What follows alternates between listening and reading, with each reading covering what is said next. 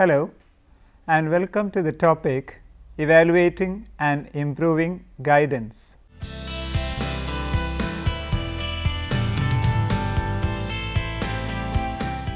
Effectiveness of guidance programs depend upon continuous and objective study of the quality of its procedures and goals. It is related to the conventional school testing and examination program, but the evaluation needs to be more extensive in design. Evaluation of the guidance program can be defined as the process of determining the value of the total guidance program, while measurement ascertains the quantity of a definable aspect of the program. This evaluation is concerned with both the purpose and process of guidance, and measurement with enumeration and analysis of quantifiable and qualitative data. Evaluation as an appraisal technique is concerned with change. It tries for an objective measurement of the changes that have taken place as a result of the implementation of a particular program. This measurement can be divided into 4 phases. 1. Determination of the changes which should take place. 2. Measurement of the changes that have taken place. 3. Assessment of the effectiveness or desirability of such changes. 4. Indication of new proposals for the enhancement of the particular area evaluated. These 4 phases are applicable to the entire program as they are applicable to the parts of the program. The real challenge involved in designing an evaluation program is to incorporate different aspects of the programs. It is easy to develop an evaluation program that assesses a particular intervention technique or approach. A holistic approach to guidance, which places it as a part of the educational programs, perceives the need to come up with a program that responds to all elements of a guidance program. Only such a program will be able to take into account the situational variables and specificity of the context into account. In fact, an important research problem lies in the very formulation of methods needed to approach the problem of evaluation. It needs significant amount of research to generate a comprehensive picture of an evaluation program, which will take into account general education needs and specific tasks related to particular area. Understanding evaluation. The definition of evaluation gives a deceptively simple picture of the process. It defines evaluation as a process of measuring expected outcome as against the background of stated objectives. But the problem at hand is more complicated than it appears. The changes which have coincidentally or otherwise taken place as a result of a certain activity or activities serve as a basis for the measurement. To bring in more objectivity and clarity to the process and to avoid unnecessary wastage of money and effort of human personnel, it is always good to have mutually agreed upon objectives for the evaluation program. The team which is supposed to carry out evaluation can come up with objectives through brainstorming sessions. Such collective thinking is not enough to avoid controversies altogether. Given the problems and outlooks involved, such controversies are unavoidable and sometimes can contribute to productive crisis. Lack of consensus can also generate from the multiple and contending definitions used to understand guidance. For instance, in one school, guidance will be treated as testing program, in another as a program of discipline, and in yet another school it is means of outlining academic activity. Problems and perspectives also will be different from school to school and from area to area. In one school, the most pressing personnel problem would be dropouts, whereas in others it can be vocational guidance and placement. The policies and practices of the schools can also contribute to the differences between them. The above discussion shows the character of a guidance program can vary to a great extent. So, it is always desirable to have a clear set of objectives to begin with the evaluation program. Objectives are meaningful only insofar as they help facilitate the evaluation program. These objectives, once set in place, shouldn't be altered to assure the process of objective evaluation. The objectives must be comprehensive enough to attend to the specificity and uniqueness of the guidance program, and at the same time should respond to the general impulses that guide the program. They should be able to reflect upon the cardinal functions of guidance. The cardinal functions of guidance involves 1. Understanding each pupil, 2. Preventing him from being overwhelmed by problems, 3. Providing such special help or services as may be required. Wolf and Wolf have suggested the criteria for evaluation as follows. 1. The extent to which pupil personal services are used by pupils, faculty and administration. 2. The quality of cooperation among pupil personal staff members and faculty and administration. 3. The professional growth of staff members in terms of training, recognition and membership in professional organizations. 4. Demand for increased services by pupils' parents, teachers and community leaders. 5. Proper balance between facilitative guidance services and the main instructional program. 6.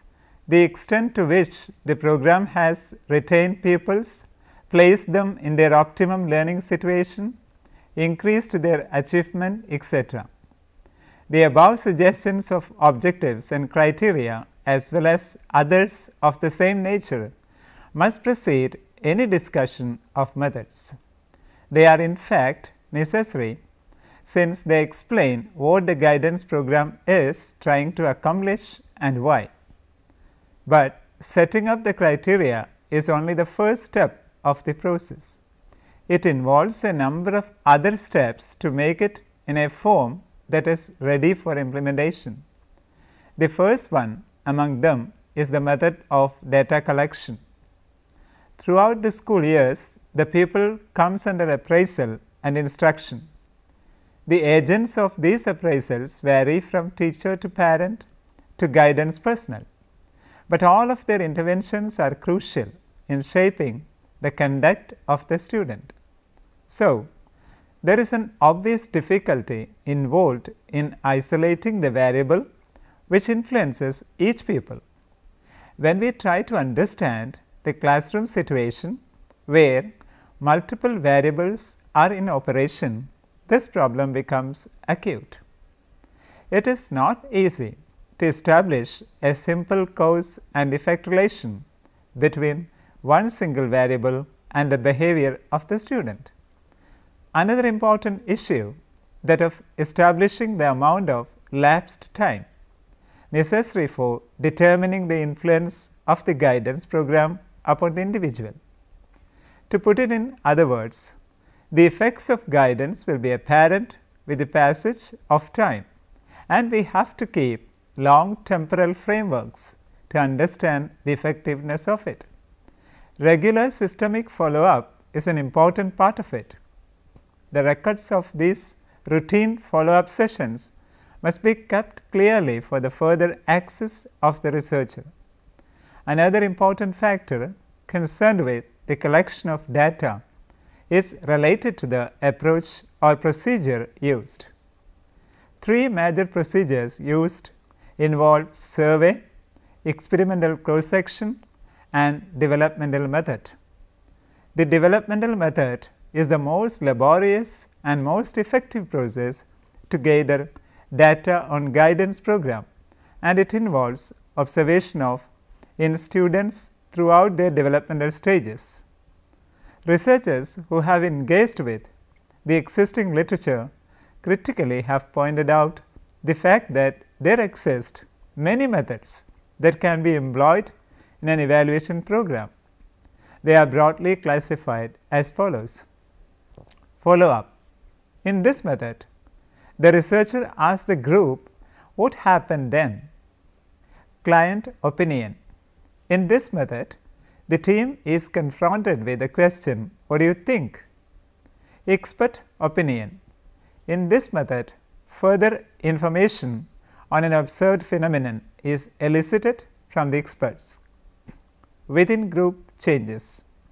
This method helps to collect information on the introduction of a particular practice through asking questions about the before and after situation. Between the group changes. It helps to compare two groups with questions that try to understand the difference between the groups. These are some broad methods towards generating data on the effectiveness of the guidance program. However, discussions on such broad methodological approaches are not complete without in-depth engagement with specific techniques of data collection. The next section of this chapter tries to come up with a short discussion on techniques of evaluation. Evaluation techniques. The evaluation techniques employed in the guidance setting can be broadly classified into survey techniques and experimental techniques. Survey techniques are those techniques that are based on communication. For instance, the questionnaire, the interview, etc. belong to survey technique. These techniques are designed for the purpose of collecting information concerning knowledge of, attitudes and opinions about the nature and quality of the guidance function. It will include questions about pupils, teachers and administrators. It can be developed by the school itself or has been developed by a consulting organization appointed by the school management. The experimental method, unlike survey method, tries to make some interventions in the environment. The experimental method, unlike survey method, tries to make some interventions in the environment. The experimental method is designed to control the known variables more closely. One of the most popular experimental designs is one that involves control group and experimental group. A particular variable is introduced among the experimental group members and a control group is kept away from it. This method can generate evidence that would help establish cause and effect relationship. Another example of experimental method is found in the presentation of diagnostic tests to a group of pupils before these pupils are provided with certain guidance practices. The tests are repeated after a given time period in order to determine the degree of improvement that can be expected as a result of these activities. Recent studies point out that despite the nature of techniques used to collect data, a good evaluation program should contain data regarding the following 5 components of guidance. This includes data regarding general nature and organization, guidance staff, guidance services, special features of the guidance program, general evaluation of the guidance service. It is a comprehensive list in which different aspects of guidance leadership, referral consultants, teacher participation are taken into account.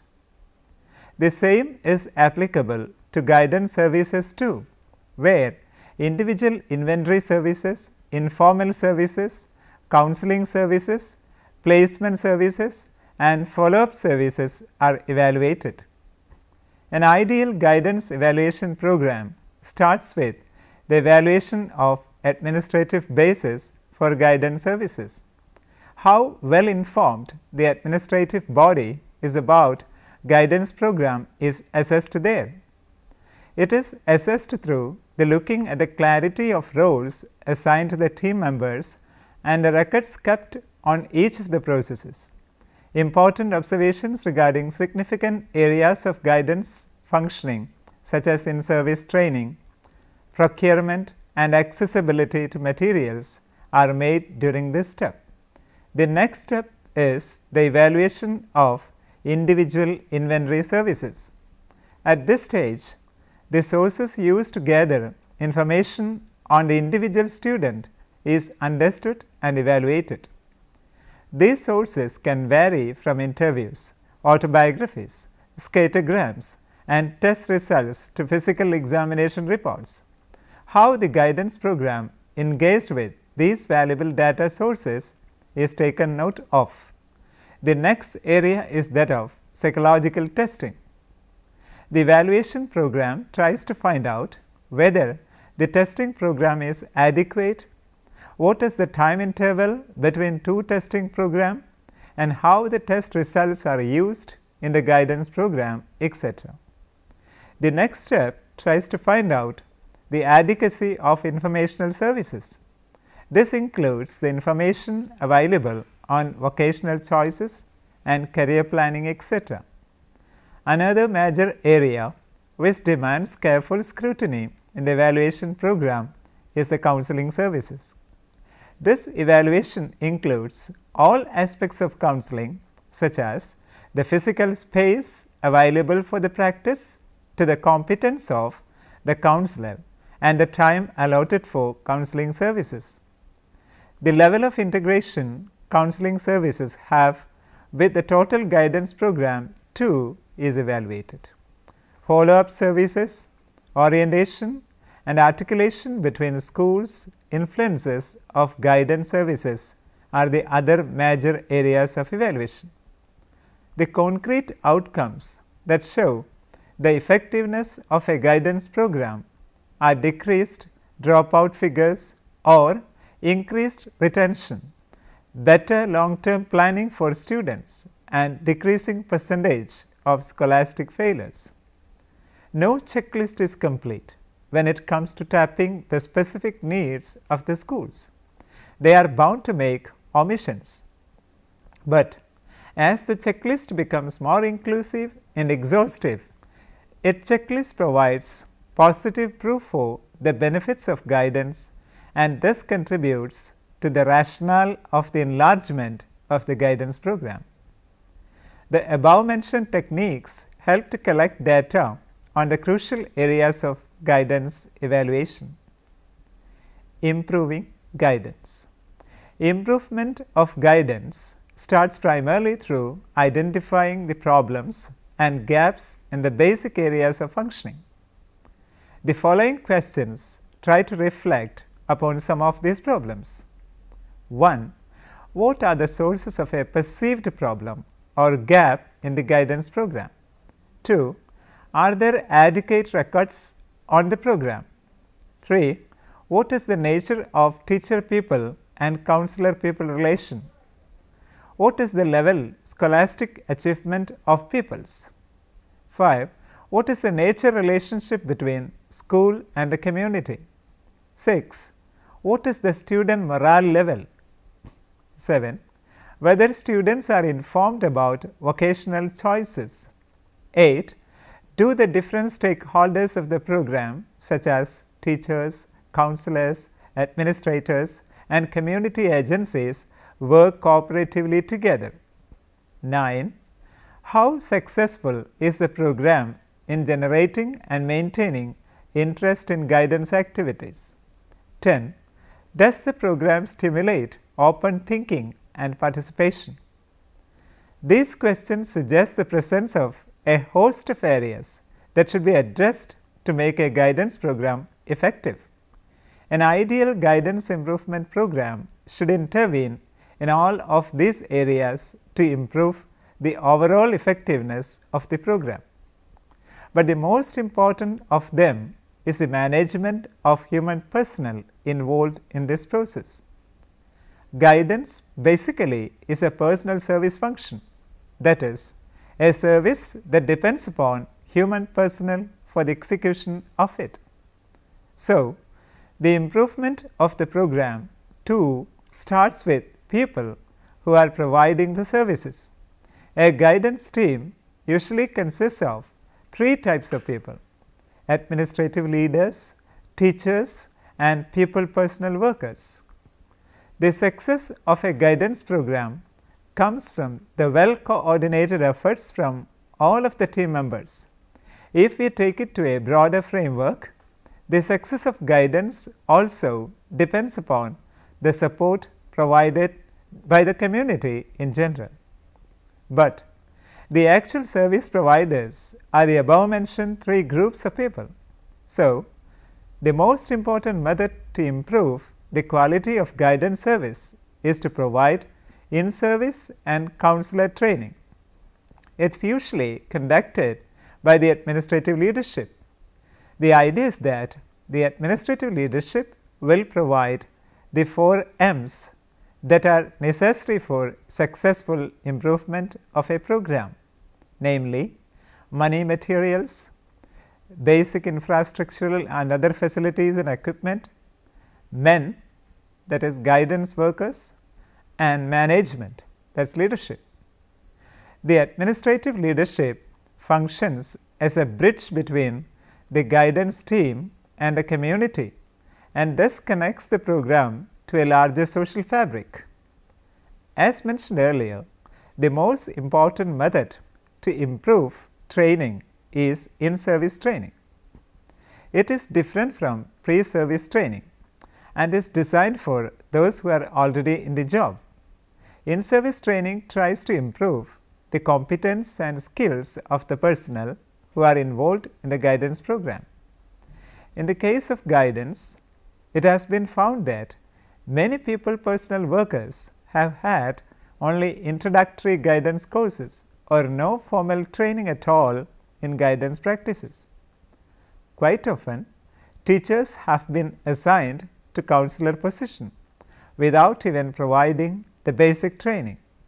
Among the more prominent in-service training programs are college courses of study, summer school courses, graduate courses, field trips and laboratory work, extensions and correspondence courses, class discussions, staff conferences, faculty meetings, etc.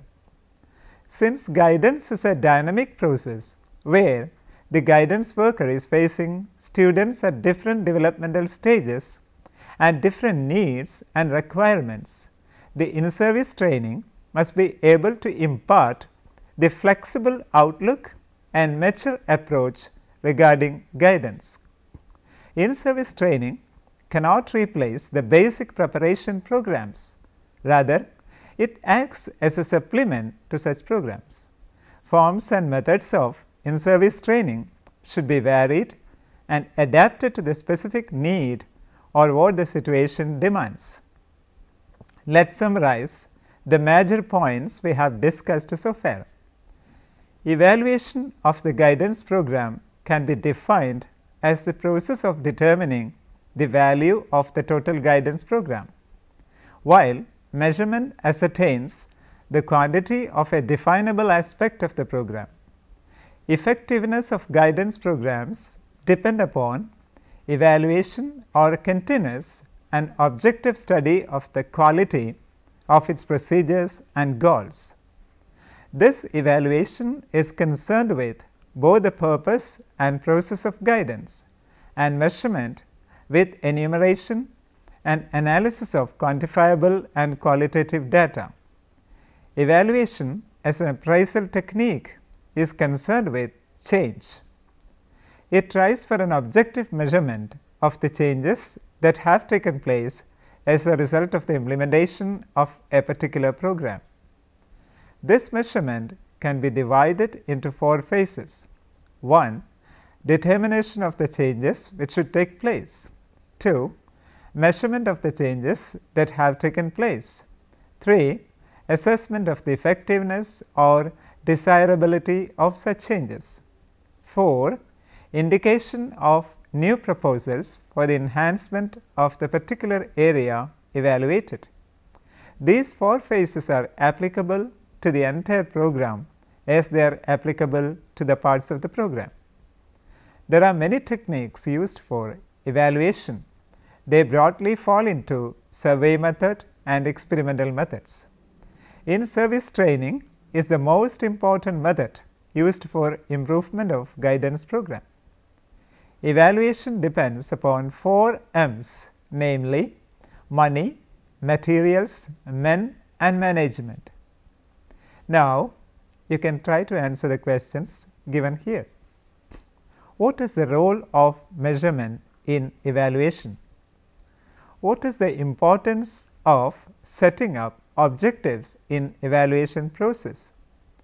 What are the techniques used for evaluation? What are the general criteria that guide evaluation? Explain the role of administrative leadership. What are the questions that help to identify problems in the guidance programs? How to improve a guidance program effectively? Now, you can refer the books for further understanding. Guidance in Today's School by Mortensen, G. Donald and Schmuller, Allen M. 1962, published by John Wiley and Sons, New York. Guidance in Classroom, written by Strang Ruth and Morris Glynn, 1964, published by Collier and Macmillan Limited, London. Hope that this session was useful to you all. We can meet again with another topic. Till then, take care.